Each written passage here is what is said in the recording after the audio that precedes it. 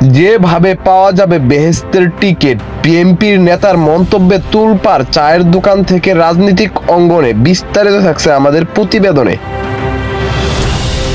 কুমিল্লার ১৪ গ্রাম উপজেলার কেন্দ্রীয় ঈদগাহ ময়দানে অনুষ্ঠিত ছাত্রদলের প্রতিষ্ঠা বার্ষিকী অনুষ্ঠানে বক্তব্যের সময় বিএনপির নেতা কামরুল হুদা বলেন, শহীদ রাষ্ট্রপতি জিয়াউর রহমানের নাম প্রতিদিন নিলে বেহেশত নিশ্চিত।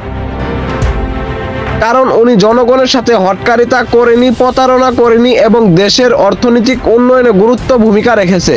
কামরুল হুদার বক্তব্যে তিনি আরো বলেন, জিয়াউর রহমান মক্কায় হাজীদের সুবিধার্থে নিম গাছ লাগিয়েছিলেন। তিনি দেশের অর্থনীতি ভিত শক্তিশালী করেছেন গার্মেন্টস ও প্রবাসী রেডিমেন্টসের মাধ্যমে। তাই ওনার নাম মুখে নিলে বেহেশত যাওয়া যাবে।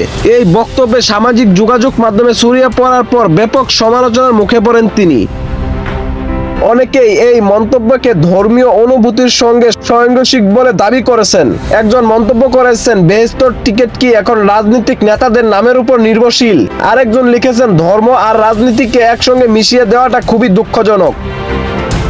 কামরুল হুদা তার বক্তব্যের ব্যাখ্যা দিয়ে বলেন, জিয়াউর রহমান দেশের জন্য যা করেছেন তার প্রতি উপলব্ধি থেকে আমি এই মন্তব্য করেছি। বিএনপির নেতার এই মন্তব্য নিয়ে চায়ের দোকান থেকে রাজনৈতিক অঙ্গনে চলছে তুমুল আলোচনা। রাজনৈতিক বক্তব্যে ধর্মীয় রেফারেন্স ব্যবহার নিয়ে প্রশ্ন তুলেছেন বিশ্লেষকরা। আপনি কি মনে করেন? আপনার মতামত জানিয়ে দিন কমেন্ট করে। আলোচনার কণ্ঠের সঙ্গেই থাকুন, ভালো থাকুন, ভালো রাখুন।